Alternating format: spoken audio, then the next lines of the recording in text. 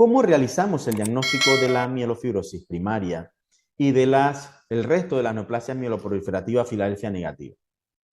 En el caso de la mielofibrosis primaria, la prueba que se debe solicitar es la prueba del JAK2, que está positiva alrededor del 50-60% de los casos.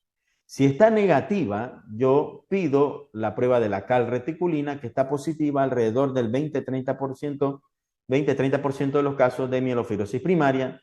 Y en el caso de estar negativa y yo sospechar mielofibrosis primaria, pido la mutación del MPL, que está positivo alrededor del 5-10%. Dentro de los criterios para el diagnóstico de mielofibrosis primaria, se pide siempre descartar leucemia mieloide crónica y por eso hay que pedir un BCR-ABL, que en este caso se reportará negativo. Es importante recordar que la mielofibrosis primaria puede activar la vía JAK-STAT no solo por la mutación del JAK2. Recuerden que cuando está mutado el JAK2, sin necesidad del agonista, está fosforilado, permitiendo la activación constitutiva de la vía JAK-STAT.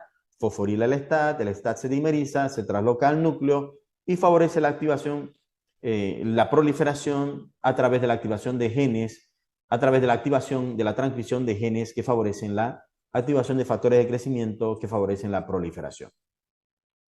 Tanto la mutación del JAK, de la calreticulina, del MPL, activan constitutivamente la vía JAK-STAT independientemente del agonista. Es decir, no necesitamos un agonista para que la vía JAK-STAT esté activada. Pero la vía JAK-STAT puede ser activada de manera patológica no solo por la mutación del JAK2, la sustitución de valina por fenilalanina en la posición 617. También la vía JAK-STAT puede ser activada de manera patológica por la mutación de la calreticulina y la mutación del MPL. Es por eso que el ruxolitinib está aprobado en la mielofibrosis, no solo en los casos de la mutación del JAK2, sino también en los casos en los cuales dicha mutación es negativa, porque también pudiese ser activada por otros mecanismos diferentes a la mutación del JAK2. En el caso de la trombocitema esencial pasa lo mismo. Si yo sospecho trombocitema esencial, yo descarto leucemia mieloide crónica con un BCR-ABL, solicito el JAK2, que va a estar positivo en 50-60% de los casos. Si está negativo, puedo pedir la mutación de la calreticulina. Y si está negativo, puedo pedir la mutación del MPL. En el caso de la policitemia vera, el diagnóstico se realiza con la prueba de JAK2, que está positiva casi, la mutación del JAK2 que está positiva casi en el 95% de los casos. Y en un pequeño porcentaje, en el caso de que esté negativa la mutación del JAK2, sustitución de valina por fenilalanina en la posición 617, se podría pedir la mutación del exón de JAK2 en el exón 12, que es menos frecuente. Entonces, en esta diapositiva podemos recordar las pruebas que requerimos para el diagnóstico de la mielofibrosis primaria.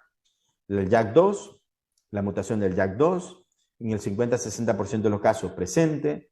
También la calreticulina en los casos negativos, para JAK2, positiva en el 20-30% de los casos.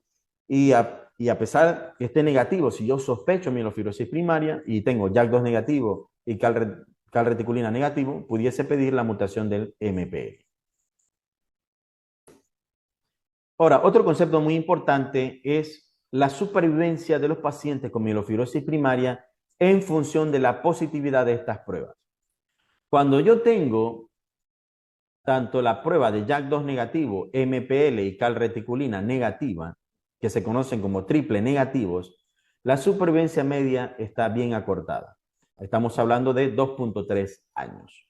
Cuando la comparamos con la positividad del JAK2, cuya supervivencia media está alrededor de los 5.9 años. Es decir, mielofibrosis, cuando solo está positiva el JAK2, la supervivencia media estará alrededor de 5.9 años. En los casos de mielofibrosis triple negativo para JAK2, calreticulina o la mutación del MPL, la supervivencia está bien acortada, la supervivencia media, 2.3 años. Y la supervivencia es más prolongada en los casos donde solo está mutada la calreticulina. En estos casos, la supervivencia media es de 15.9 años. Y cuando solo está mutada la mutación, el MPL, la supervivencia media es alrededor de 9.9 años. Es decir, los de peor pronóstico serían mielofibrosis triple negativo. Debemos recordar también que dentro de los criterios diagnósticos para la mielofibrosis primaria es importante la participación del patólogo, la interpretación adecuada de la biopsia de médula ósea. En la clasificación del 2016, la mielofibrosis primaria tenía una etapa antes de la mielofibrosis francamente establecida, que era la mielofibrosis en etapa prefibrótica.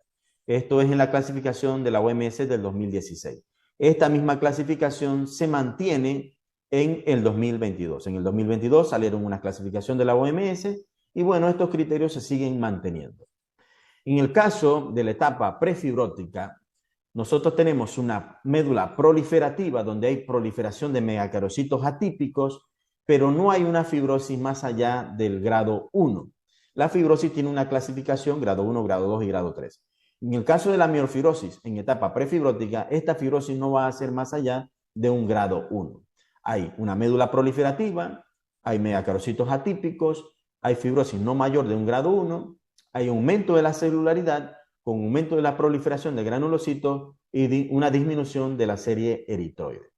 El paciente no tiene que tener criterios para otra neoplasia mieloproliferativa, como leucemia amiloide, policitemia vera o trombocitemia esencial. Y tiene que tener la positividad del JAK2 o calreticulina o la mutación del MPL. O otra alteración clonal, por ejemplo, la presencia del ASXL1, STH2, TET2, IDH1, IDH2. ¿Ok? Si yo tengo JAK2 negativo, calreticulina negativo, MPL negativo, pero tengo la presencia de ASXL1 o estas alteraciones, también forma parte de los criterios diagnósticos de mielofibrosis primaria. Y en ausencia de todas estas, pues todavía podría tener el diagnóstico de mielofibrosis primaria, pero tendría que descartar causas secundarias de fibrosis, es decir, la fibrosis asociada a enfermedades inmunológicas o a metástasis de otras malignidades, carcinoma, tricoleucemias, por ejemplo. Y estos son los criterios mayores. Y tenemos criterios menores: anemia no atribuida a otra causa, leucocitosis por encima de 11.000, esplenomegalia palpable y aumento del LDH. ¿Ok? Estos serían los criterios para la mielofibrosis en etapa prefibrótica. También tenemos los criterios para mielofibrosis ya francamente establecidos, que en este caso tenemos una biopsia de médula donde hay proliferación de megacarocitos atípicos y fibrosis ya de grado 2 o 3. Igual, no hay otra neoplasia mieloproliferativa, se descarta leucemia amiloide crónica, trombocitemia esencial y policitemia vera. La presencia de las alteraciones mutacionales, igual, JAK2 o la presencia de calreticulina o de mutación del MPL, o en caso de que esté negativa, la presencia de las mismas alteraciones ASXL1, STH2, T2, etc. Y si todas están negativas, descartar causas de fibrosis secundaria a lupus u otras malignidades. Y tenemos los criterios menores, donde vamos a tener anemia no atribuida a otra causa, leucocitos por encima de 11.000, esplenomegalia palpable, elevación del LDH y la reacción leucoeritoblástica. ¿Ok? Se requieren la presencia de todos los criterios mayores y además la presencia de al menos un criterio menor. Entonces es importante la participación de un patólogo en el proceso diagnóstico. Es decir, yo sospecho mielofibrosis primaria. Tengo un paciente con síntomas constitucionales, fatiga, astenia, pérdida de peso, que tiene esplenomegalia masiva, que tiene citopenias en el hemograma. Entonces yo solicito la prueba de JAK2 y realizo una médula ósea. Es importante que sepamos que en la mielofibrosis primaria el paciente puede presentarse con pancitopenia, pero también puede debutar con leucocitosis, ¿ok? Y con trombocitosis. Esto es más frecuente en la etapa prefibrótica, ¿ok? Entonces puedo tener una etapa inicial donde haya leucocitosis, trombocitosis, que pueda tener anemia, esplenomegalia, síntomas constitucionales, ¿ok? Y pudiese corresponder a una mielofibrosis en etapa prefibrótica. Estos serían la médula ósea, se le realiza la médula ósea. Y aquí podemos observar la disminución de la celularidad, que es reemplazada cuando se hacen tinciones especiales por fibrosis. ¿Ok? Esta parte negra corresponde a fibrosis. Este es un paciente con mielofibrosis primaria, con una celularidad disminuida, aumento del tejido óseo, osteosclerosis, disminución de la celularidad, pueden haber los espacios vacíos. Y con tratamiento con ruxolitinib podemos observar cómo la celularidad aumenta.